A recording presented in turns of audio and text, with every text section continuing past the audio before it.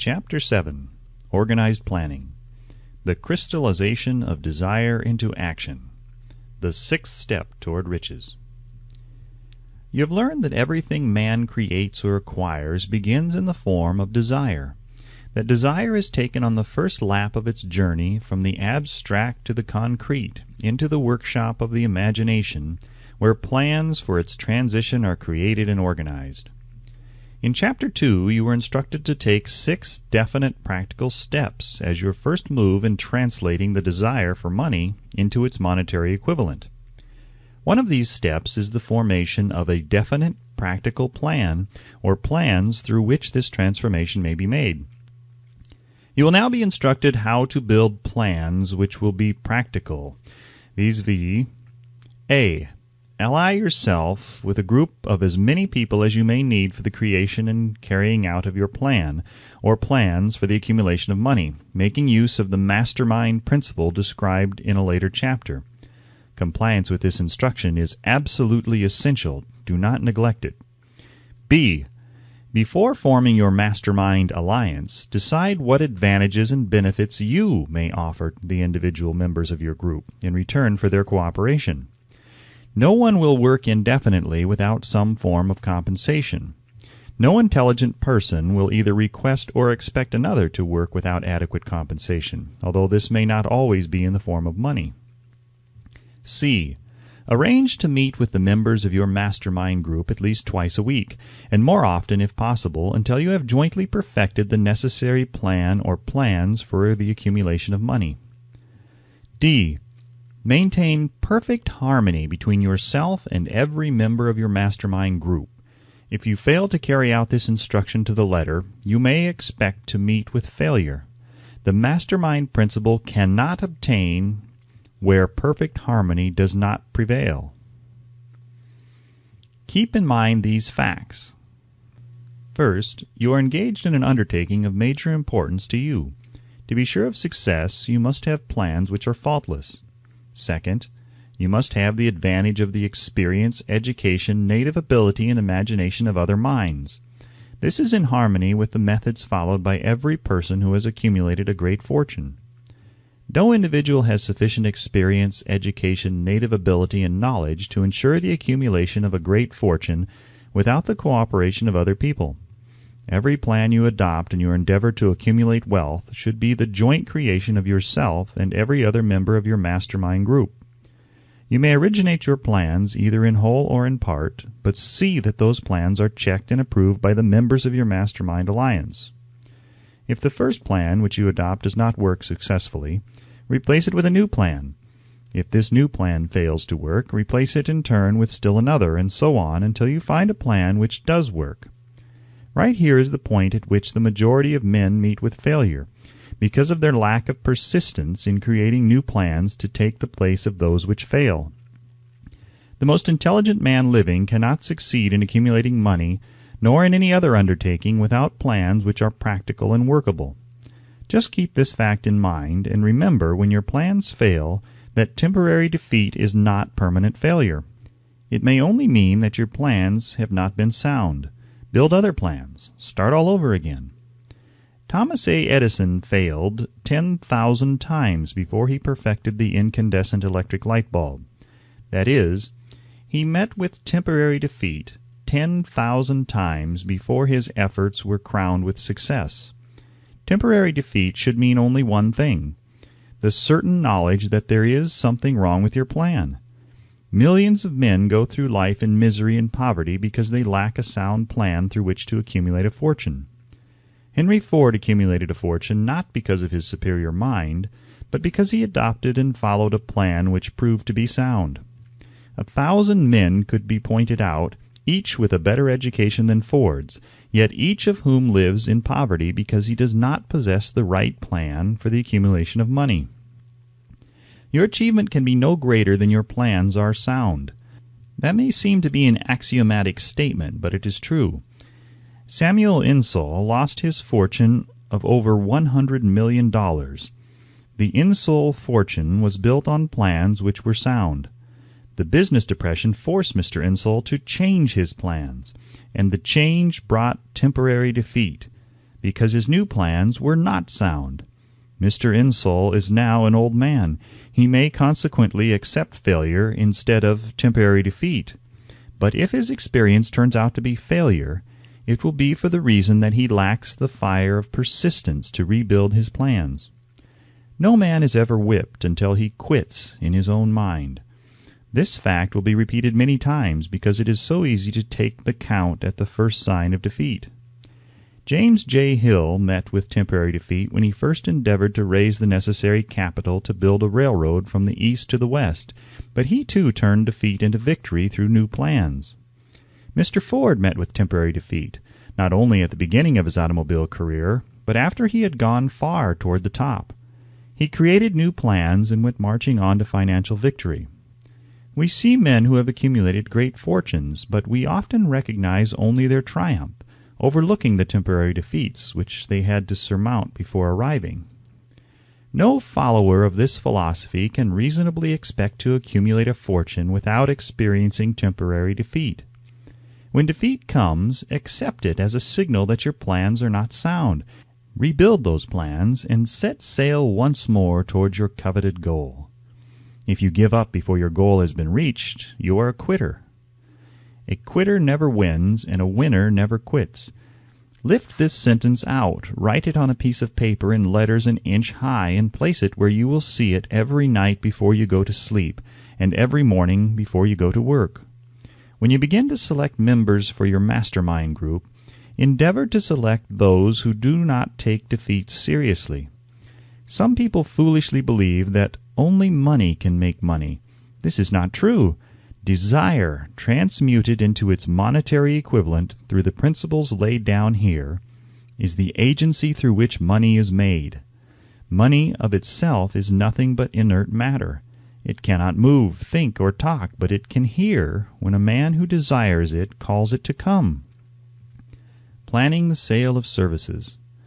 The remainder of this chapter has been given over to a description of ways and means of marketing personal services. The information here conveyed will be of practical help to any person having any form of personal services to market, but it will be of priceless benefit to those who aspire to leadership in their chosen occupations. Intelligent planning is essential for success in any undertaking designed to accumulate riches. Here will be found detailed instructions to those who must begin the accumulation of riches by selling personal services. It should be encouraging to know that practically all the great fortunes began in the form of compensation for personal services, or from the sale of ideas. What else, except ideas and personal services, would one not possessed of property have to give in return for riches? Broadly speaking, there are two types of people in the world.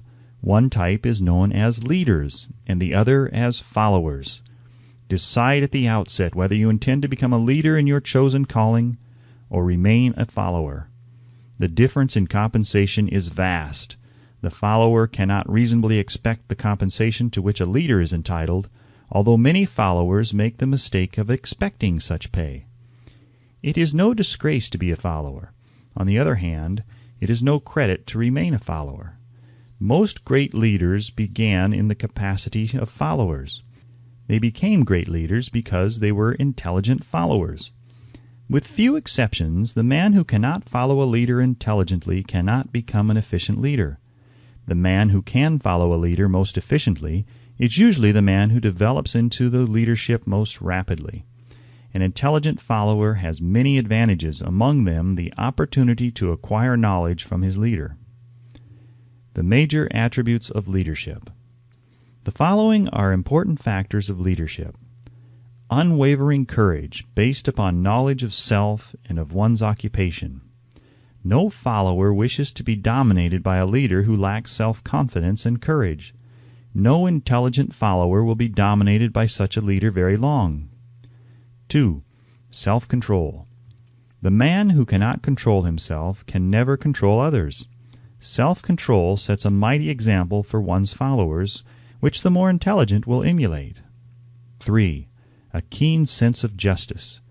Without a sense of fairness and justice, no leader can command and retain the respect of his followers. 4. Definiteness of decision. The man who wavers in his decisions shows that he is not sure of himself. He cannot lead others successfully. 5. Definiteness of plans. The successful leader must plan his work and work his plan. A leader who moves by guesswork without practical, definite plans is comparable to a ship without a rudder. Sooner or later he will land on the rocks. 6. The habit of doing more than paid for. One of the penalties of leadership is the necessity of willingness upon the part of the leader to do more than he requires of his followers. 7. A pleasing personality. No slovenly, careless person can become a successful leader. Leadership calls for respect. Followers will not respect a leader who does not grade high on all of the factors of a pleasing personality. 8. Sympathy and understanding. The successful leader must be in sympathy with his followers. Moreover, he must understand them and their problems. 9. Mastery of detail. Successful leadership calls for mastery of details of the leader's position. 10. Willingness to assume full responsibility. The successful leader must be willing to assume responsibility for the mistakes and the shortcomings of his followers. If he tries to shift this responsibility, he will not remain the leader. If one of his followers makes a mistake and shows himself incompetent, the leader must consider that it is he who failed. 11. Cooperation.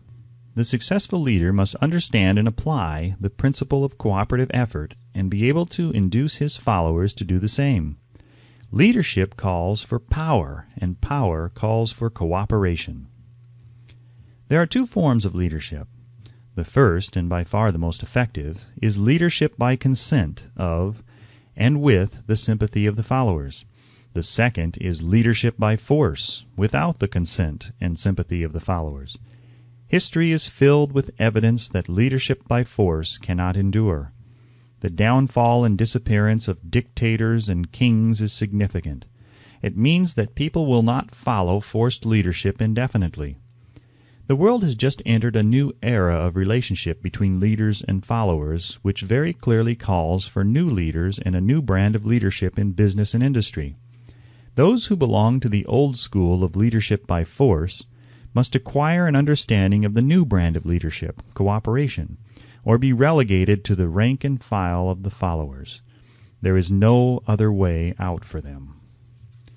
The relationship of employer and employee, or of leader and follower in the future, will be one of mutual cooperation based upon an equitable division of the profits of business. In the future, the relationship of an employer and an employee will be more like a partnership than it has been in the past. Napoleon, Kaiser Wilhelm of Germany, the Tsar of Russia, and the King of Spain were examples of leadership by force. Their leadership passed. Without much difficulty, one might point to the prototypes of these ex-leaders among the business, financial, and labor leaders of America who have been dethroned or slated to go. Leadership by consent of the followers is the only brand which can endure. Men may follow the forced leadership temporarily, but they will not do so willingly. The new brand of leadership will embrace the 11 factors of leadership described in this chapter, as well as some other factors. The man who makes these the basis of his leadership will find abundant opportunity to lead in any walk of life. The Depression was prolonged largely because the world lacked leadership of the new brand. At the end of the Depression, the demand for leaders who are competent to apply the new methods of leadership has greatly exceeded the supply. Some of the old type of leaders will reform and adapt themselves to the new brand of leadership, but generally speaking, the world will have to look for a new timber for its leadership. This necessity may be your opportunity. The 10 major causes of failure in leadership. We come now to the major faults of leaders who fail, because it is just as essential to know what not to do as it is to know what to do. 1. Inability to organize details. Efficient leadership calls for ability to organize and to master details. No genuine leader is ever too busy to do anything which may be required of him in his capacity as leader. When a man, whether he is a leader or follower, admits that he is too busy to change his plans or to give attention to any emergency, he admits his inefficiency. The successful leader must be the master of all details connected with his position. That means, of course, that he must acquire the habit of relegating details to capable lieutenants. 2. Unwillingness to render humble service. Truly great leaders are willing, when occasion demands, to perform any sort of labor which they would ask another to perform. The greatest among ye shall be the servant of all, is a truth which all able leaders observe and respect. 3. Expectation of pay for what they know instead of what they do with that which they know. The world does not pay men for that which they know. It pays them for what they do, or induce others to do. 4. Fear of competition from followers. The leader who fears that one of his followers may take his position is practically sure to realize that fear sooner or later. The able leader trains understudies to whom he may delegate at will any of the details of his position. Only in this way may a leader multiply himself and prepare himself to be at many places and give attention to many things at one time. It is an eternal truth that men receive more pay for their ability to get others to perform than they could possibly earn by their own efforts. An efficient leader may, through his knowledge of his job and magnetism of his personality, greatly increase the efficiency of others and induce them to render more service and better service than they could render without his aid. 5. Lack of imagination. Without imagination, the leader is incapable of meeting emergencies and of creating plans by which to guide his followers efficiently. 6. Selfishness. The leader who claims all the honor for the work of his followers is sure to be met by resentment. The really great leader claims none of the honors. He is contented to see the honors, when there are any, go to his followers, because he knows that most men will work harder for commendation and recognition than they will for money alone. 7. Intemperance. Followers do not respect an intemperate leader. Moreover, intemperance in any of its various forms destroys the endurance and the vitality of all who indulge in it. 8. Disloyalty. Perhaps this should have come at the head of the list. The leader who is not loyal to his trust and to his associates, those above him, and those below him, cannot long maintain his leadership. Disloyalty marks one as being less than the dust of the earth, and brings down on one's head the contempt he deserves. Lack of loyalty is one of the major causes of failure in every walk of life. 9. Emphasis on the authority of leadership. The efficient leader leads by encouraging and not by trying to instill fear in the hearts of his followers. The leader who tries to impress his followers with his authority comes within the category of leadership through force. If a leader is a real leader, he will have no need to advertise that fact except by his conduct, his sympathy, understanding, fairness, and a demonstration that he knows his job. 10. Emphasis of title. The competent leader requires no title to give him the respect of his followers. The man who makes too much over his title generally has little else to emphasize. The doors to the office of the real leader are open to all who wish to enter, and his working quarters are free from formality or ostentation. These are among the more common of the causes of failure in leadership. Any one of these faults is sufficient to induce failure. Study the list carefully if you aspire to leadership, and make sure that you are free of these faults. Some fertile fields in which new leadership will be required. Before leaving this chapter, your attention is called to a few of the fertile fields in which there has been a decline of leadership, and in which the new type of leader may find an abundance of opportunity. First, in the field of politics, there is a most insistent demand for new leaders, a demand which indicates nothing less than an emergency. The majority of politicians have, seemingly, become high-grade legalized racketeers. They have increased taxes and debauched the machinery of industry and business until the people can no longer stand the burden. Second, the banking business is undergoing a reform.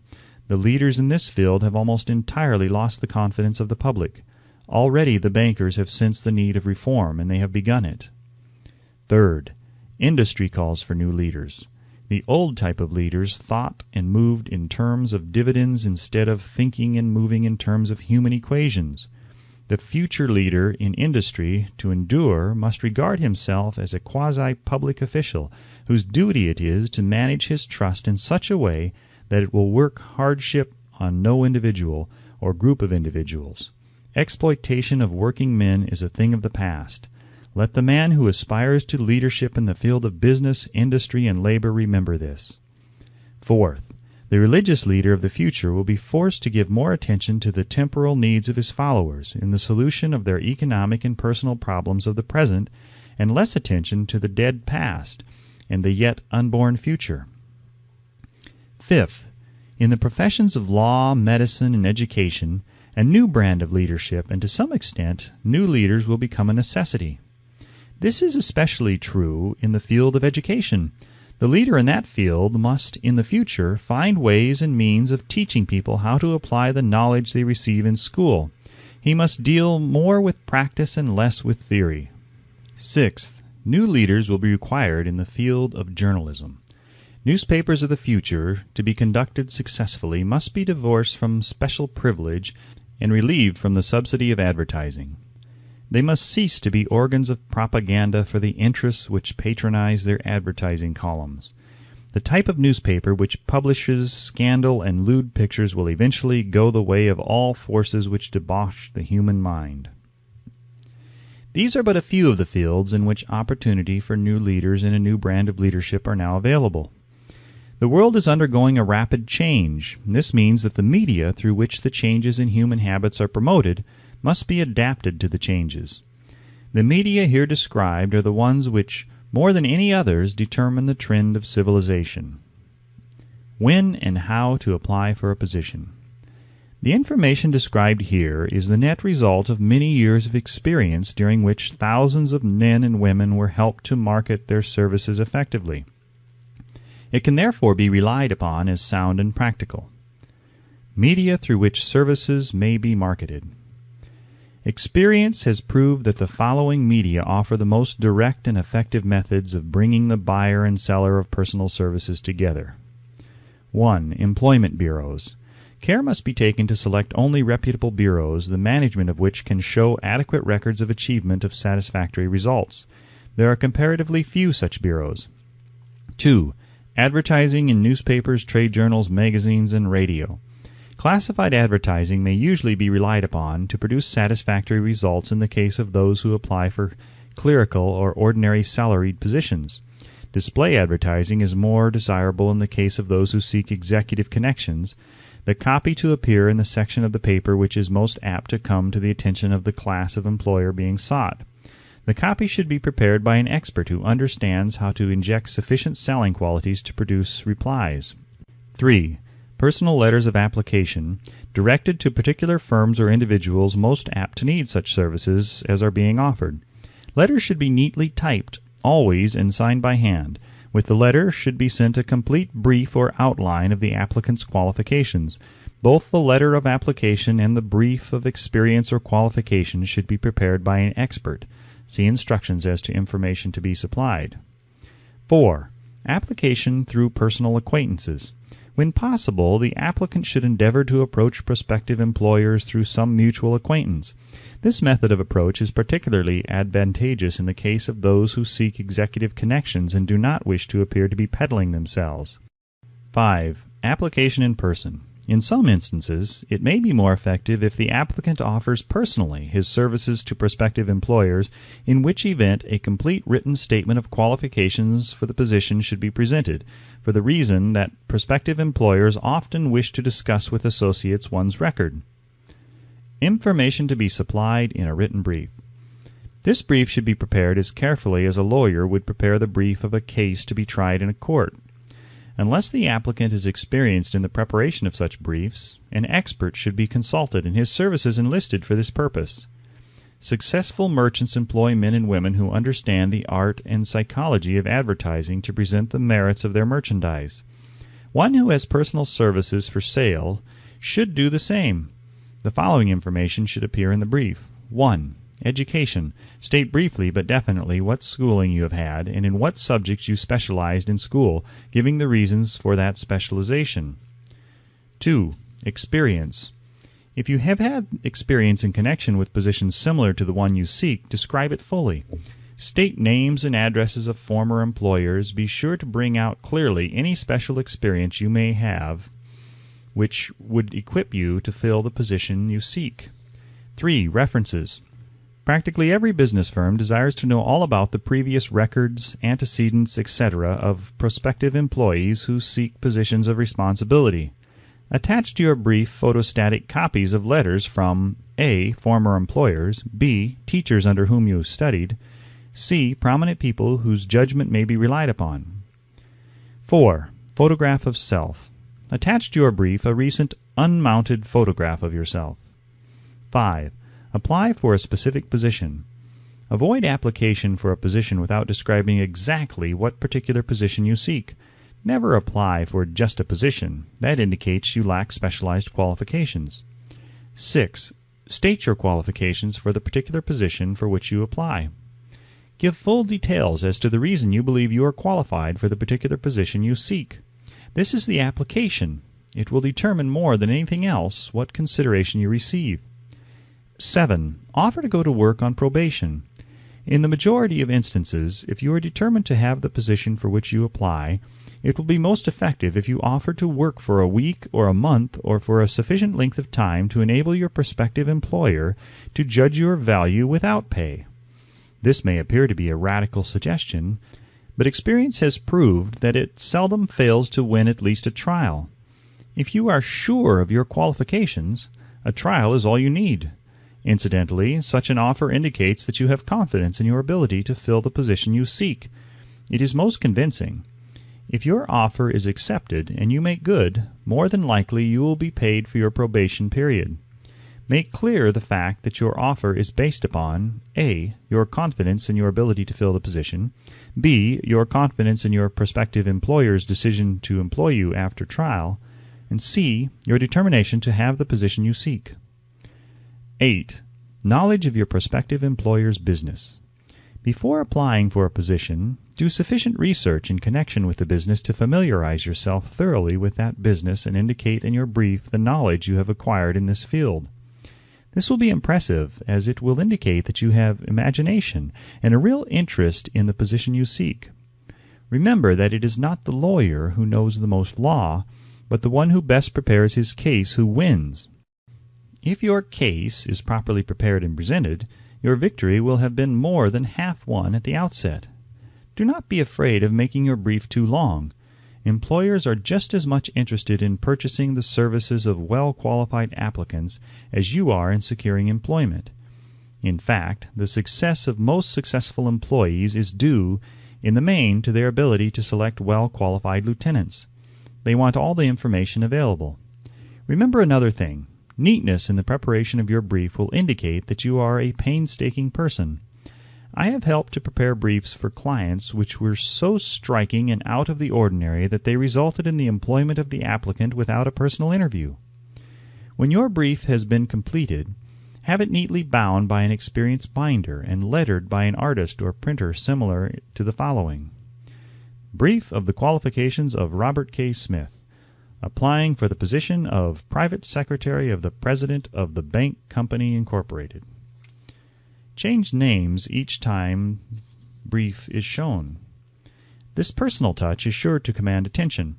Have your brief neatly typed or mimeographed on the finest paper you can obtain and bound with a heavy paper of the book cover variety, the binder to be changed and the proper firm name to be inserted if it is to be shown to more than one company.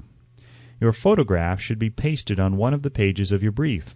Follow these instructions to the letter, improving upon them wherever your imagination suggests. Successful salesmen groom themselves with care.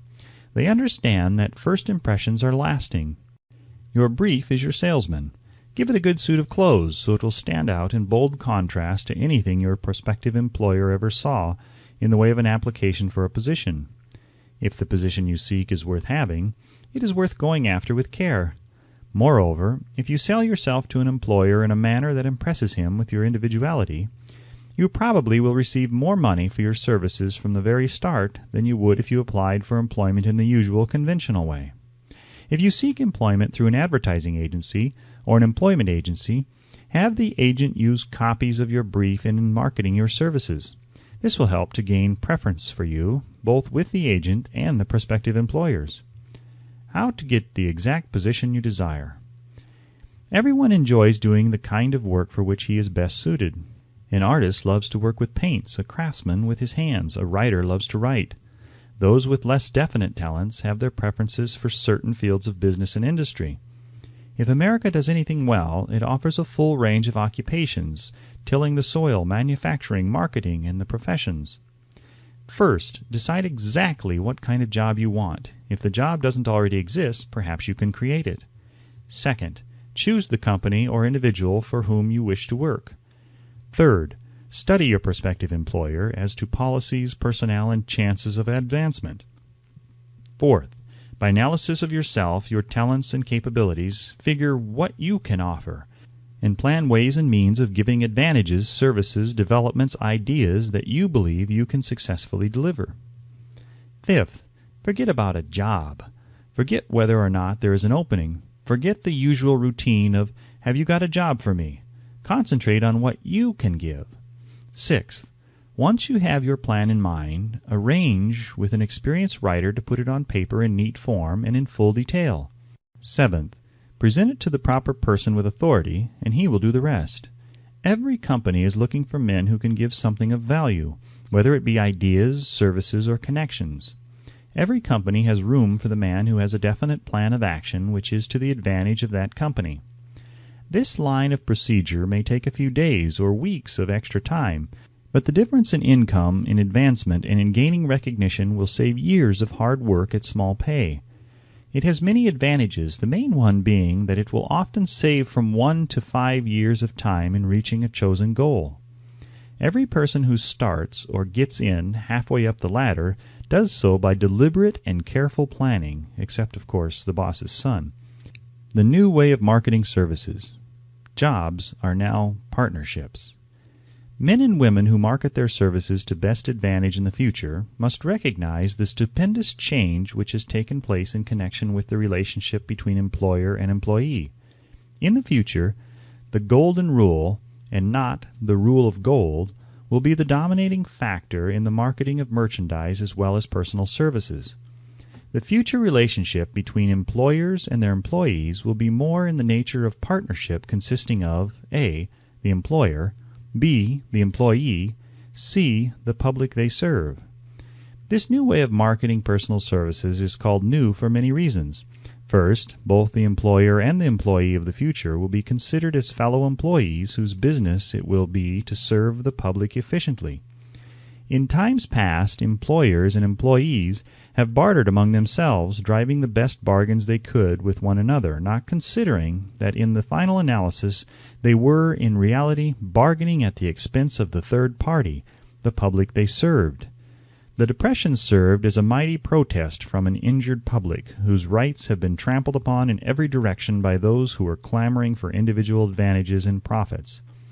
When the debris of the Depression shall have cleared away, and business shall have been once again restored to balance, both employers and employees will recognize that they no longer are privileged to drive bargains at the expense of those whom they serve. The real employer of the future will be the public. This should be kept uppermost in the mind by every person seeking to market personal services effectively. Nearly every railroad in America is in financial difficulty. Who does not remember the day when if a citizen required at the ticket office the time of departure of a train, he was abruptly referred to the bulletin board instead of being politely given the information? The streetcar companies have experienced a change of times also. There was a time not so very long ago when streetcar conductors took pride in giving argument to passengers. Many of the streetcar tracks have been removed and passengers ride on a bus, whose driver is the last word in politeness. All over the country, streetcar tracks are rusting from abandonment, or have been taken up. Wherever streetcars are still in operation, passengers may now ride without argument, and one may even hail the car in the middle of the block, and the motorman will obligingly pick him up. How times have changed! That is just the point I am trying to emphasize. Times have changed. Moreover, the change is reflected not merely in railroad offices and on streetcars, but in other walks of life as well. The public be damned policy is now passé. It has been supplanted by the "we are obligingly at your service, sir" policy. The bankers have learned a thing or two during this rapid change which has taken place during the past few years. Impoliteness on the part of a bank official or bank employee today is as rare as it was conspicuous a dozen years ago. In the years past, some bankers, not all of them, of course, carried an atmosphere of austerity which gave every would-be borrower a chill when he even thought of approaching his banker for a loan. The thousands of bank failures during the Depression had the effect of removing the mahogany doors behind which bankers formerly barricaded themselves. They now sit at desks in the open where they may be seen and approached at will by any depositor or by anyone who wishes to see them, and the whole atmosphere of the bank is one of courtesy and understanding. It used to be customary for customers to have to stand and wait at the corner grocery until the clerks were through passing the time of day with friends, and the proprietor had finished making up his bank deposit before being waited upon. Chain stores managed by courteous men who do everything in the way of service short of shining the customer's shoes have pushed the old-time merchants into the background. Time marches on. Courtesy and service are the watchwords of merchandising today, and apply to the person who is marketing personal services even more directly than to the employer whom he serves. Because in the final analysis both the employer and his employee are employed by the public they serve. If they fail to serve well, they pay by the loss of their privilege of serving. We can all remember the time when the gas meter reader pounded on the door hard enough to break the panels. When the door was opened, he pushed his way in uninvited with a scowl on his face, which plainly said, "What the hell did you keep me waiting for?" All that has undergone a change. The meter man now conducts himself as a gentleman who is delighted to be at your service, sir. Before the gas companies learned that their scowling metermen were accumulating liabilities never to be cleared away, the polite salesman of oil burners came along and did a land office business. During the Depression, I spent several months in the anthracite coal region of Pennsylvania, studying conditions which all but destroyed the coal industry. Among several very significant discoveries was the fact that greed on the part of the operators and their employees was the chief cause of the loss of business for operators and the loss of jobs for the miners. Through the pressure of a group of overzealous labor leaders representing the employees and the greed for profits on the part of the operators, the anthracite business suddenly dwindled. The coal operators and their employees drove sharp bargains with one another, adding the cost of the bargaining to the price of the coal, until finally they discovered they had built up a wonderful business for the manufacturers of oil-burning outfits and the procurers of crude oil. The wages of sin is death. Many have read this in the Bible, but few have discovered its meaning. Now, and for several years, the entire world has been listening by force to a sermon which might well be called, "Whatsoever a man soweth, that shall he also reap." Nothing as widespread and effective as the Depression could possibly be just a coincidence. Behind the Depression was a cause. Nothing ever happens without a cause. In the main, the cause of the Depression is traceable directly to the worldwide habit of trying to reap without sowing. This should not be mistaken to mean that the Depression represents a crop, which the world is being forced to reap without having sown. The trouble is that the world sowed the wrong sort of seed. Any farmer knows he cannot sow the seed of thistles and reap a harvest of grain. Beginning at the outbreak of the World War, the people of the world began to sow the seed of service inadequate in both quality and quantity. Nearly everyone was engaging in the pastime of trying to get without giving. These illustrations are brought to the attention of those who have personal services to market to show that we are where we are and what we are because of our own conduct. If there is a principle of cause and effect which controls business, finance, and transportation, this same principle controls individuals and determines their economic status. What is your QQS rating? The causes of success in marketing services effectively and permanently have been clearly described. Unless those causes are studied, analyzed, understood, and applied, No man can market his services effectively and permanently. Every person must be his own salesman of personal services. The quality and the quantity of service rendered and the spirit in which it is rendered determine to a large extent the price and the duration of employment. To market personal services effectively, which means a permanent market at a satisfactory price under pleasant conditions, one must adopt and follow the QQS formula, which means quality plus quantity plus the proper spirit of cooperation equals perfect salesmanship of service. Remember the QQS formula, but do more. Apply it as a habit. Let us analyze the formula to make sure we understand exactly what it means. 1. Quality of service shall be construed to mean the performance of every detail in connection with your position in the most efficient manner possible, with the object of greater efficiency always in mind. 2. Quantity of service shall be understood to mean the habit of rendering all the service of which you are capable at all times, with the purpose of increasing the amount of service rendered as greater skill is developed through practice and experience. Emphasis is again placed on the word habit. 3.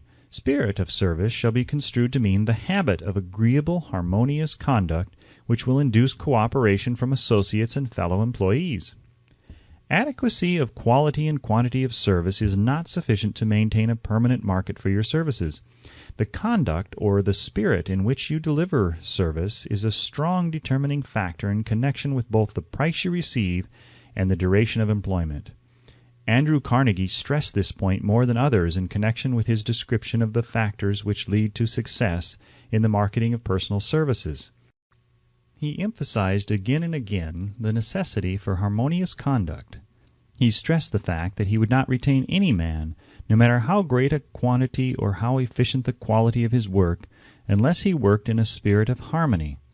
Mr. Carnegie insisted upon men being agreeable.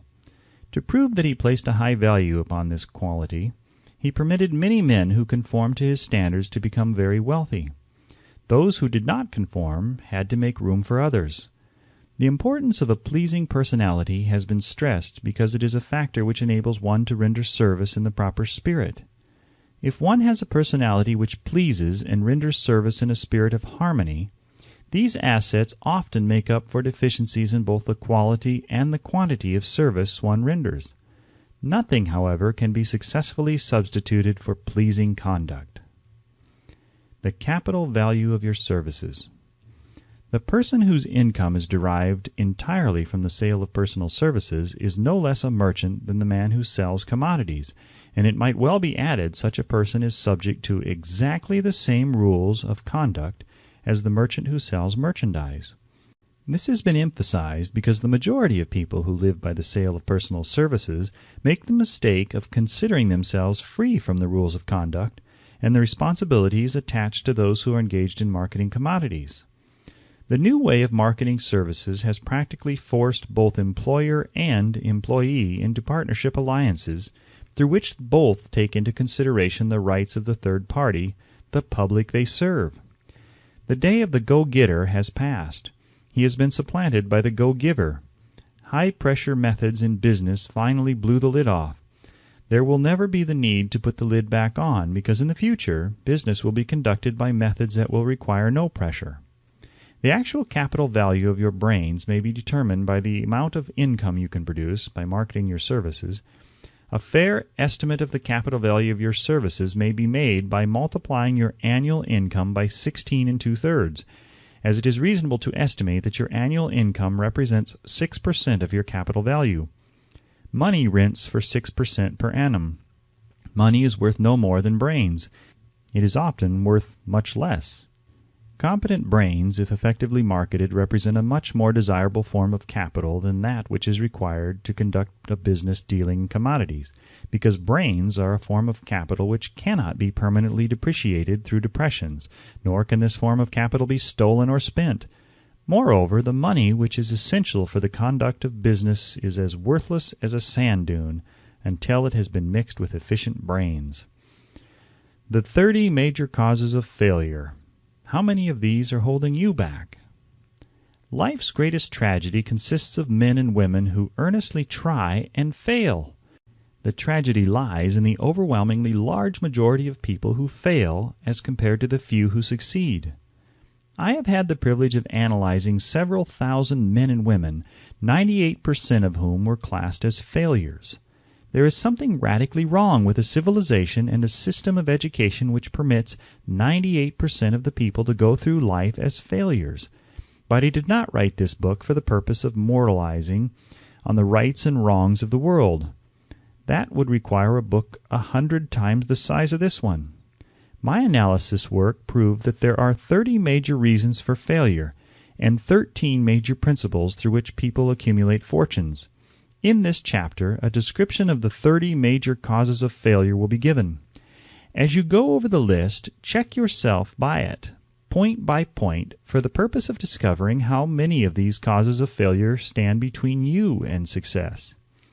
1. Unfavorable hereditary background. There is but little, if anything, which can be done for people who are born with a deficiency in brain power. This philosophy offers but one method of bridging this weakness, through the aid of the mastermind. Observe with profit, however, that this is the only one of the 30 causes of failure which may not be easily corrected by any individual. 2. Lack of a well-defined purpose in life. There is no hope of success for the person who does not have a central purpose or definite goal at which to aim.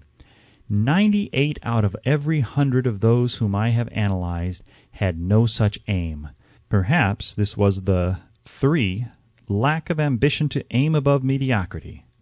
We offer no hope for the person who is so indifferent as not to want to get ahead in life, and who is not willing to pay the price. 4. Insufficient education. This is a handicap which may be overcome with comparative ease. Experience has proven that the best educated people are often those who are known as self-made or self-educated. It takes more than a college degree to make one a person of education. Any person who is educated is one who has learned to get whatever he wants in life without violating the rights of others.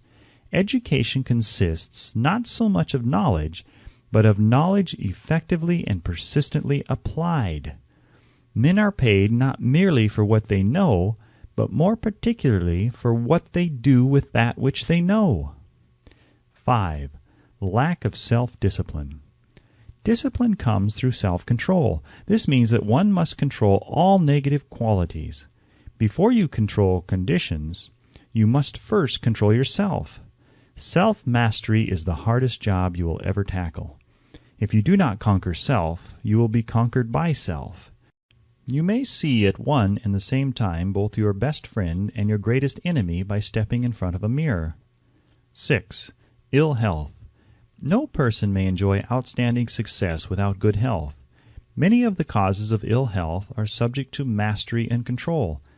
These, in the main, are A. Overeating of foods not conducive to health. B. Wrong habits of thought, giving expression to negatives. C.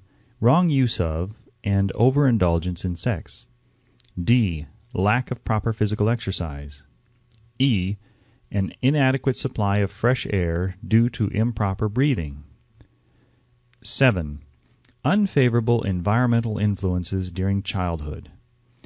As the twig is bent, so shall the tree grow.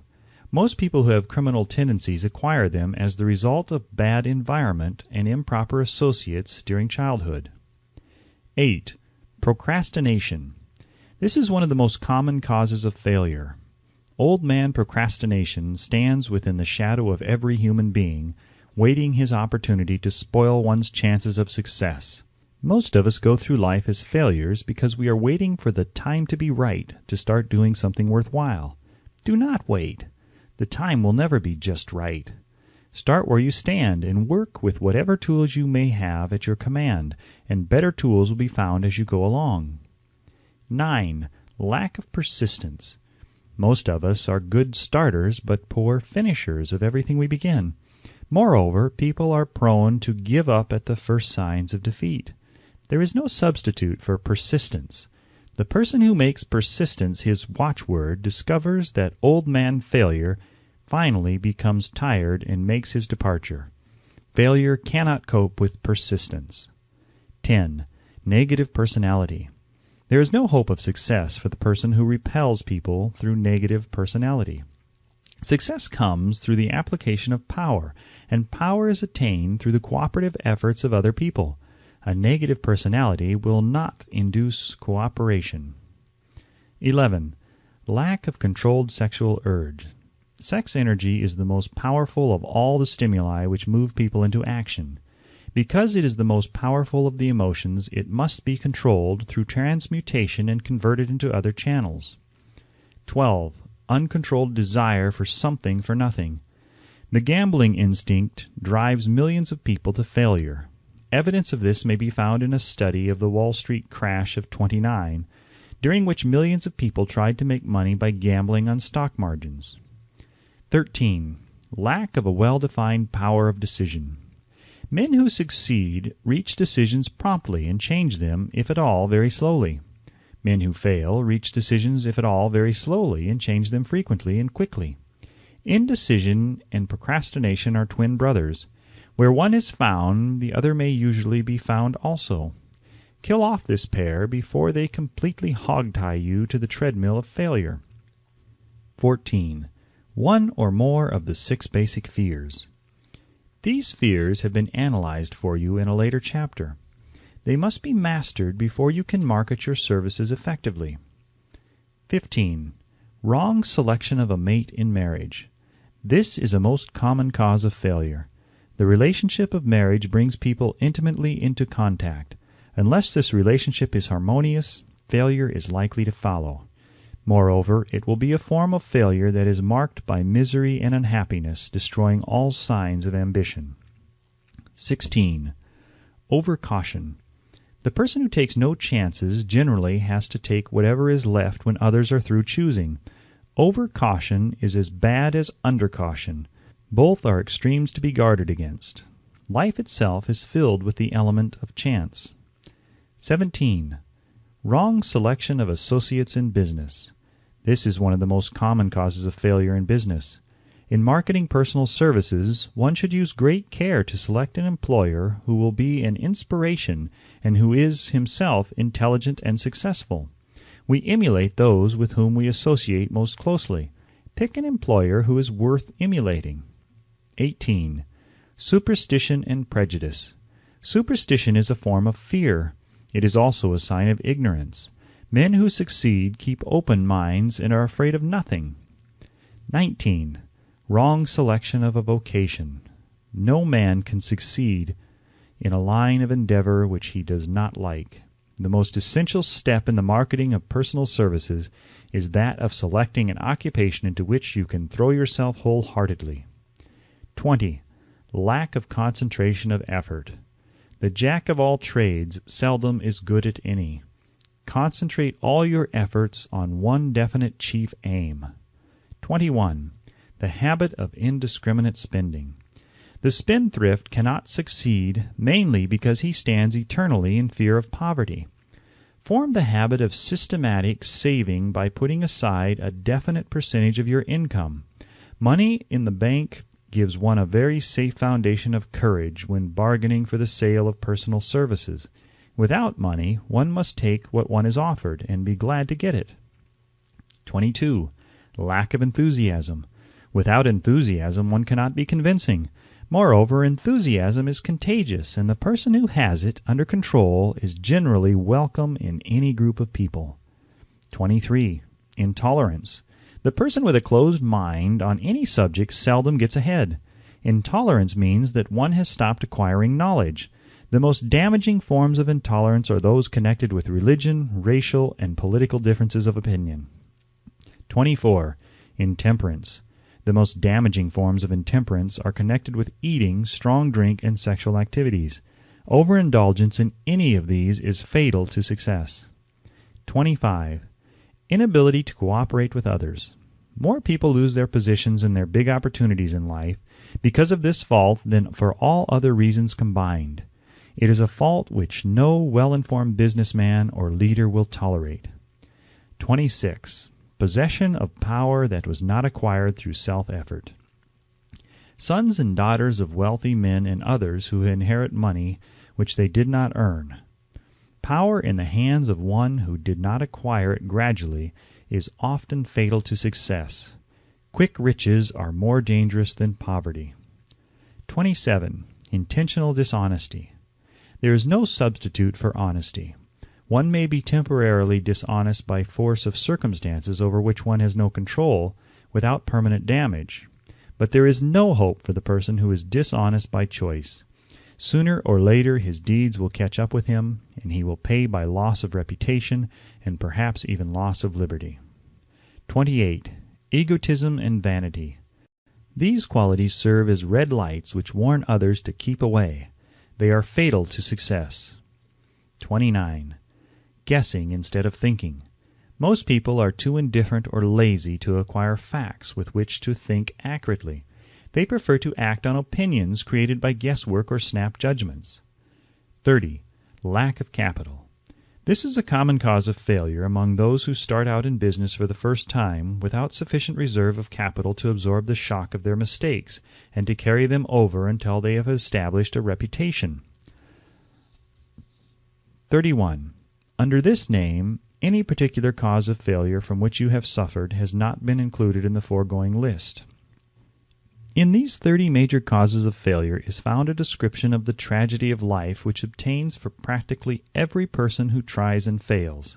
It will be helpful if you can induce someone who knows you well to go over this list with you, and help to analyze you by the 30 causes of failure.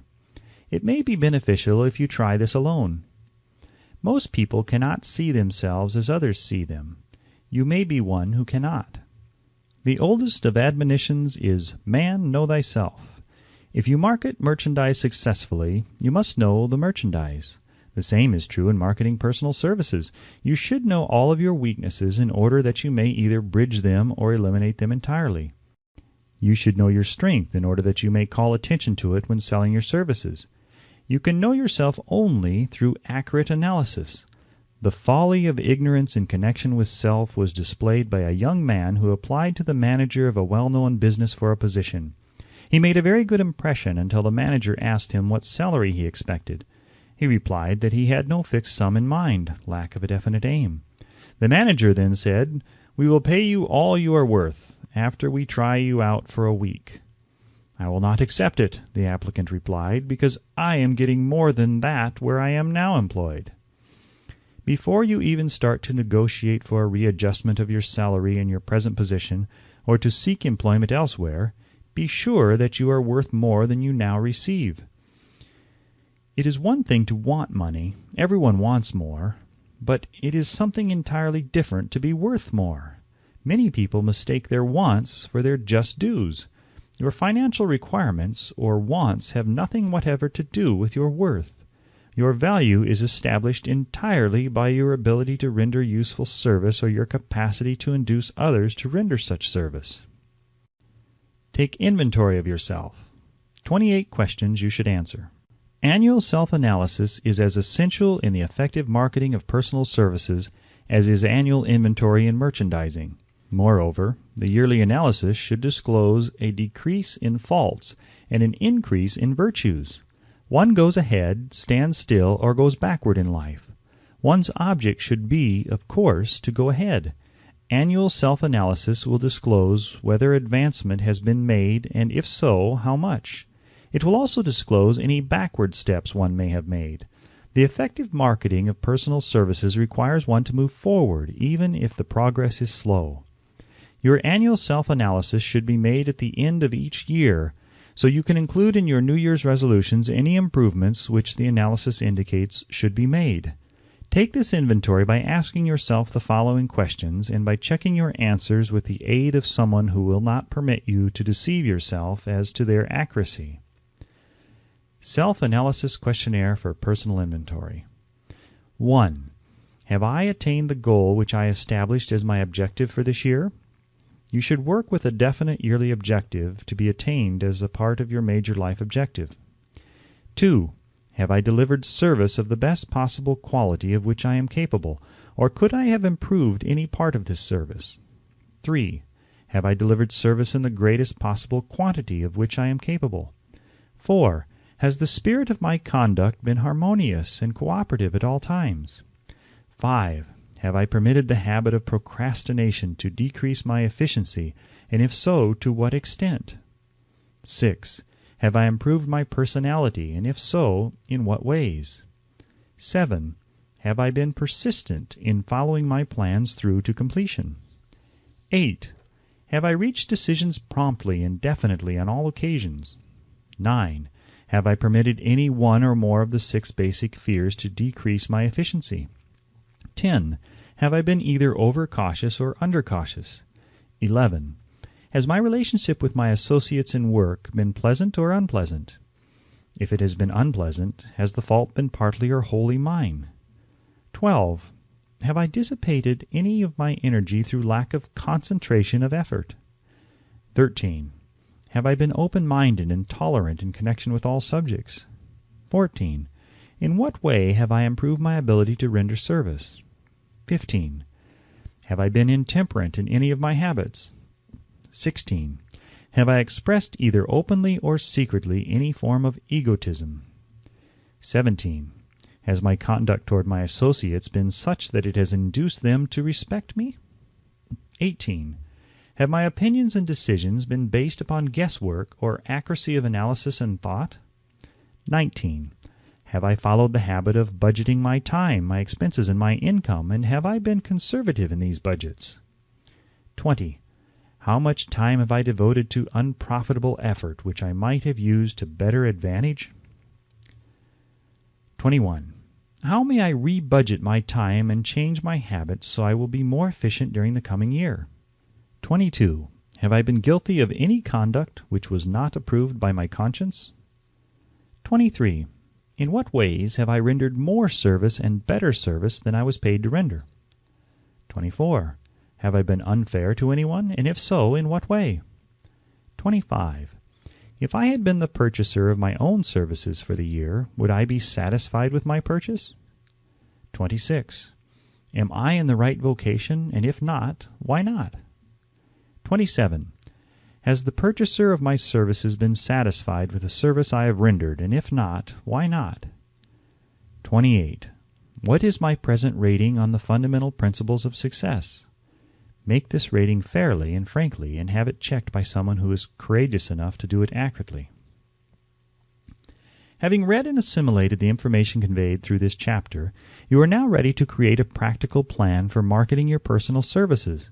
In this chapter will be found an adequate description of every principle essential in planning the sale of personal services, including the major attributes of leadership, the most common causes of failure in leadership, a description of the fields of opportunity for leadership, the main causes of failure in all walks of life, and the important questions which should be used in self-analysis. This extensive and detailed presentation of accurate information has been included because it will be needed by all who must begin the accumulation of riches by marketing personal services. Those who have lost their fortunes and those who are just beginning to earn money have nothing but personal services to offer in return for riches. Therefore, it is essential that they have available the practical information needed to market services to best advantage. The information contained in this chapter will be of great value to all who aspire to attain leadership in any calling. It will be particularly helpful to those aiming to market their services as business or industrial executives.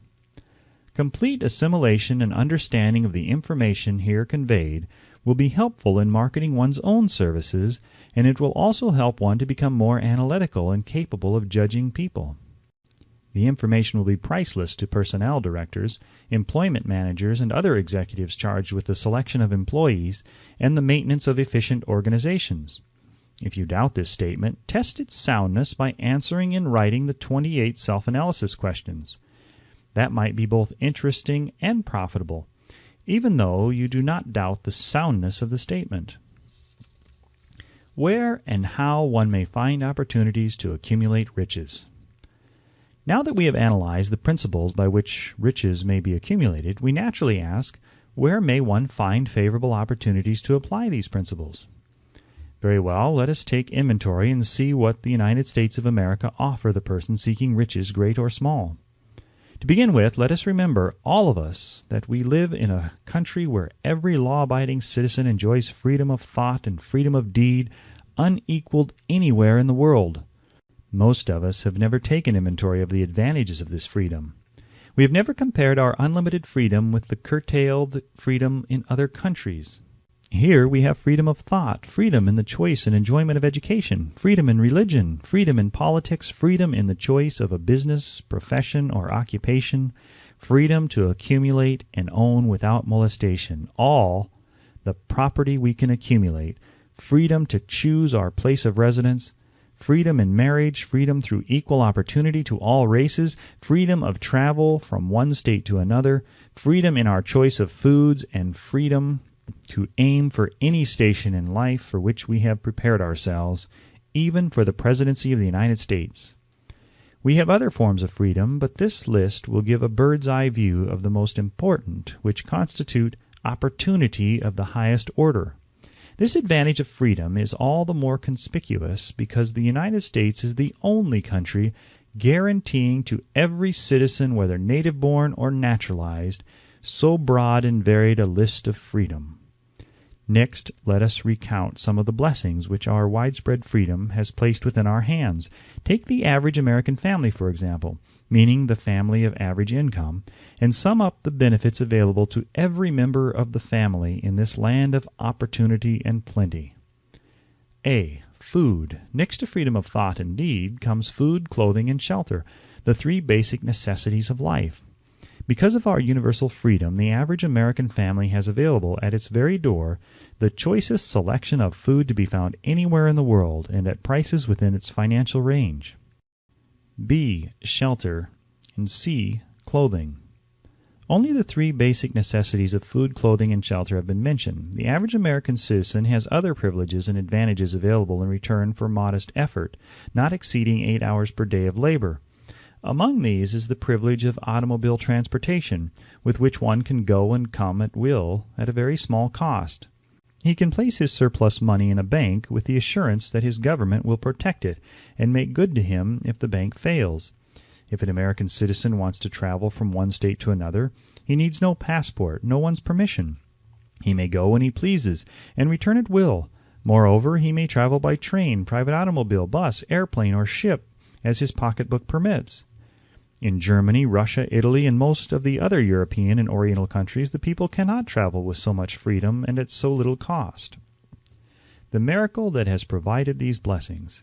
We often hear politicians proclaiming the freedom of America when they solicit votes, but seldom do they take the time or devote sufficient effort to the analysis of the source or nature of this freedom. Having no axe to grind, no grudge to express, no ulterior motives to be carried out, I have the privilege of going into a frank analysis of that mysterious, abstract, greatly misunderstood something which gives to every citizen of America more blessings, more opportunities to accumulate wealth, more freedom of every nature than may be found in any other country. I have the right to analyze the source and nature of this unseen power, because I know and have known for more than a quarter of a century many of the men who organized that power, and many who are now responsible for its maintenance. The name of this mysterious benefactor of mankind is capital. Capital consists not alone of money, but more particularly of highly organized, intelligent groups of men who plan ways and means of using money efficiently for the good of the public and profitably to themselves. These groups consist of scientists, educators, chemists, inventors, business analysts, publicity men, transportation experts, accountants, lawyers, doctors, and both men and women who have highly specialized knowledge in all fields of industry and business. They pioneer, experiment, and blaze trails in new fields of endeavor. They support colleges, hospitals, public schools, build good roads, publish newspapers, pay most of the cost of government, and take care of the multitudinous detail essential to human progress. Stated briefly, the capitalists are the brains of civilization, because they supply the entire fabric of which all education, enlightenment, and human progress consists. Money without brains always is dangerous. Properly used, it is the most important essential of civilization. The simple breakfasts here described could not have been delivered to the New York City family at a dime each or at any other price if organized capital had not provided the machinery, the ships, the railroads, and the huge armies of trained men to operate them. Some slight idea of the importance of organized capital may be had by trying to imagine yourself burdened with the responsibility of collecting, without the aid of capital, and delivering to the New York City family the simple breakfast described. To supply the tea, you would have to make a trip to China or India, both a very long way from America. Unless you are an excellent swimmer, you would become rather tired before making the round trip. Then, too, another problem would confront you. What would you use for money, even if you had the physical endurance to swim the ocean? To supply the sugar, you would have to take another long swim to Cuba or a long walk to the sugar-beet section of Utah. But even then, you might come back without the sugar because organized effort and money are necessary to produce sugar, to say nothing of what is required to refine, transport, and deliver it to the breakfast table anywhere in the United States. Easily enough from the barnyards near New York City, but you would have a very long walk to Florida and return before you could serve the 2 glasses of grapefruit juice. You would have another long walk to Kansas or one of the other wheat-growing states when you went after the 4 slices of wheat bread. The rippled wheat biscuits would have to be omitted from the menu because they would not be available except through the labor of a trained organization of men and suitable machinery, all of which calls for capital. While resting, you could take off for another little swim down to South America, where you would pick up a couple of bananas, and on your return you could take a short walk to the nearest farm having a dairy and pick up some butter and cream. Then your New York City family would be ready to sit down and enjoy breakfast, and you could collect your 2 dimes for your labor. Seems absurd, doesn't it? Well, the procedure described would be the only possible way these simple items of food could be delivered to the heart of New York City if we had no capitalistic system. The sum of money required for the building and maintenance of the railroads and steamships used in the delivery of that simple breakfast is so huge that it staggers one's imagination. It runs into hundreds of millions of dollars, not to mention the armies of trained employees required to man the ships and trains. But transportation is only a part of the requirements of modern civilization in capitalistic America. Before there can be anything to haul, something must be grown from the ground or manufactured and prepared for market. This calls for more millions of dollars for equipment, machinery, boxing, marketing, and for the wages of the millions of men and women. Steamships and railroads do not spring up from the earth and function automatically. They come in response to the call of civilization, through the labor and ingenuity and organizing ability of men who have the imagination, faith, enthusiasm, decision, persistence. These men are known as capitalists. They are motivated by the desire to build, construct, achieve, render useful service, earn profits, and accumulate riches. And because they render service without which there would be no civilization, they put themselves in the way of great riches. Just to keep the record simple and understandable, I will add that these capitalists are the same men of whom most of us have heard soapbox orators speak. They are the same men to whom radicals, racketeers, dishonest politicians, and grafting labor leaders refer as the predatory interests, or Wall Street. I am not attempting to present a brief for or against any group of men or any system of economics. I am not attempting to condemn collective bargaining when I refer to grafting labor leaders. Nor do I aim to give a clean bill of health to all individuals known as capitalists. The purpose of this book, a purpose to which I have faithfully devoted over a quarter of a century, is to present to all who want the knowledge the most dependable philosophy through which individuals may accumulate riches in whatever amounts they desire. I have here analyzed the economic advantages of the capitalistic system for the twofold purpose of showing, 1, that all who seek riches must recognize and adapt themselves to the system that controls all approaches to fortunes, large or small, and 2, to present the side of the picture opposite to that being shown by politicians and demagogues who deliberately becloud the issues they bring up by referring to organized capital as if it were something poisonous. This is a capitalistic country. It was developed through the use of capital, and we who claim the right to partake of the blessings of freedom and opportunity, we who seek to accumulate riches here, may as well know that neither riches nor opportunity would be available to us if organized capital had not provided these benefits.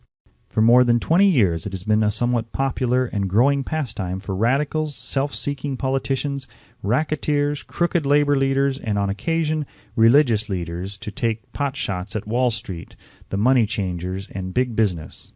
The practice became so general that we witnessed during the business depression the unbelievable sight of high government officials lining up with the cheap politicians and labor leaders with the openly avowed purpose of throttling the system which has made industrial America the richest country on earth. The lineup was so general and so well organized that it prolonged the worst depression America has ever known. It cost millions of men their jobs because those jobs were inseparably a part of the industrial and capitalistic system which form the very backbone of the nation. During this unusual alliance of government officials and self-seeking individuals who were endeavoring to profit by declaring open season on the American system of industry, a certain type of labor leader joined forces with the politicians and offered to deliver voters in return for legislation designed to permit men to take riches away from industry by organized force of numbers instead of the better method of giving a fair day's work for a fair day's pay. Millions of men and women throughout the nation are still engaged in this popular pastime of trying to get without giving. Some of them are lined up with labor unions where they demand shorter hours and more pay. Others do not take the trouble to work at all. They demand government relief and are getting it. Their idea of their rights of freedom was demonstrated in New York City, where violent complaint was registered with the postmaster by a group of relief beneficiaries because the postmen awakened them at 7:30 a.m. to deliver government relief checks. They demanded that the time of delivery be set up to 10 o'clock. If you are one of those who believe that riches can be accumulated by the mere act of men who organize themselves into groups and demand more pay for less service, if you are one of those who demand government relief without early morning disturbance when money is delivered to you, if you are one of those who believe in trading their votes to politicians in return for the passing of laws which permit the raiding of the public treasury, you may rest securely on your belief with certain knowledge that no one will disturb you, because this is a free country where every man may think as he pleases, where nearly everybody can live with but little effort, where many men live well without doing any work whatsoever. However, you should know the full truth concerning this freedom of which so many people boast and so few understand. As great as it is, as far as it reaches as many privileges as it provides, it does not and cannot bring riches without effort. There is but one dependable method of accumulating and legally holding riches, and that is by rendering useful service. No system has ever been created by which men can legally acquire riches through mere force of numbers, or without giving in return an equivalent value of one form or another. There is a principle known as the law of economics. This is more than a theory. It is a law no man can beat. Mark well the name of the principle and remember it, because it is far more powerful than all the politicians and political machines. It is above and beyond the control of all the labor unions. It cannot be swayed nor influenced nor bribed by racketeers or self-appointed leaders in any calling. Moreover, it has an all-seeing eye and a perfect system of bookkeeping, in which it keeps an accurate account of the transactions of every human being engaged in the business of trying to get without giving. Sooner or later its auditors come around, looking over the records of individuals both great and small, and demand an accounting. Wall Street, big business, capital, predatory interests, or whatever name you choose to give the system which has given us American freedom, represents a group of men who understand, respect, and adapt themselves to this powerful law of economics. Their financial continuation depends upon their respecting the law. Most people living in America like this country, its capitalistic system and all. I must confess I know of no better country where one may find greater opportunities to accumulate riches. Judging by their acts and deeds, there are some in this country who do not like it. That, of course, is their privilege. If they do not like this country, its capitalistic system, its boundless opportunities, they have the privilege of clearing out. Always there are other countries, such as Germany, Russia, In Italy, where one may try one's hand at enjoying freedom and accumulating riches, providing one is not too particular, America provides all the freedom and all the opportunity to accumulate riches that any honest person may require. When one goes hunting for game, one selects hunting grounds where game is plentiful. When seeking riches, the same rule would naturally obtain. If it is riches you are seeking, do not overlook the possibilities of a country whose citizens are so rich that women alone spend over $200 million annually for lipsticks, rouge, and cosmetics. Think twice, you who are seeking riches, before trying to destroy the capitalistic system of a country whose citizens spend over $50 million a year for greeting cards, with which to express their appreciation of their freedom.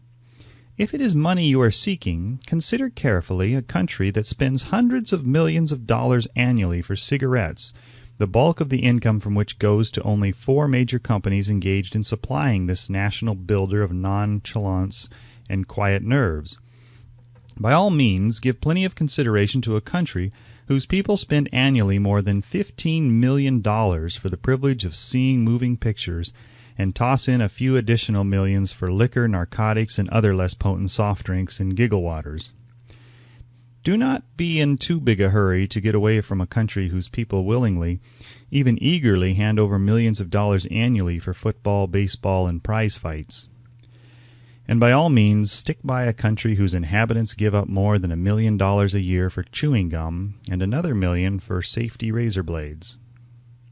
Remember also that this is but the beginning of the available sources for the accumulation of wealth. Only a few of the luxuries and non-essentials have been mentioned, but remember that the business of producing, transporting, and marketing these few items of merchandise gives regular employment to many millions of men and women who receive for their services many millions of dollars monthly and spend it freely for both the luxuries and the necessities. Especially remember that back of all this exchange of merchandise and personal services may be found an abundance of opportunity to accumulate riches. Here our American freedom comes to one's aid. There is nothing to stop you or anyone from engaging in any portion of the effort necessary to carry on these businesses. If one has superior talent, training, and experience, one may accumulate riches in large amounts. Those not so fortunate may accumulate smaller amounts. Anyone may earn a living in return for a very nominal amount of labor. So there you are. Opportunity has spread its wares before you. Step up to the front, select what you want, create your plan, put the plan into action, and follow through with persistence. Capitalistic America will do the rest. You can depend on this much. Capitalistic America ensures every person the opportunity to render useful service and to collect riches in proportion to the value of the service.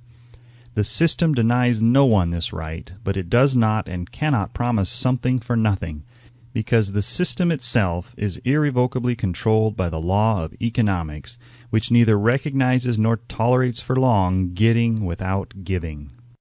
The law of economics was passed by nature. There is no Supreme Court to which visitors of this law may appeal.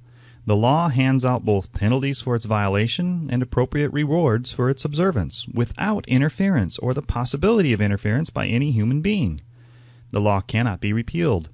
It is as fixed as the stars in the heavens and subject to and part of the same system that controls the stars.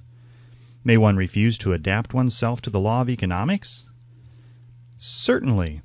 This is a free country where all men are born with equal rights, including the privilege of ignoring the law of economics. What happens then? Well, nothing happens until large numbers of men join forces for the avowed purpose of ignoring the law and taking what they want by force. Then comes the dictator with well-organized firing squads and machine guns. We have not yet reached that stage in America, but we have heard all we want to know about how the system works. Perhaps we shall be fortunate enough not to demand personal knowledge of so gruesome a reality. Doubtless we shall prefer to continue with our freedom of speech, freedom of deed, and freedom to render useful service in return for riches. The practice by government officials of extending to men and women the privilege of raiding the public treasury in return for votes sometimes results in election. But as night follows day, the final payoff comes, when every penny wrongfully used must be repaid with compound interest on compound interest. If those who make the grab are not forced to repay, the burden falls on their children and their children's children. Even unto the third and fourth generations, there is no way to avoid the debt. Men can, and sometimes do, form themselves into groups for the purpose of crowding wages up and working hours down. There is a point beyond which they cannot go. It is the point at which the law of economics steps in, and the sheriff gets both the employer and the employees. For 6 years, from 1929 to 1935, the people of America, both rich and poor, barely missed seeing the old man economics hand over to the sheriff all the businesses and industries and banks. It was not a pretty sight.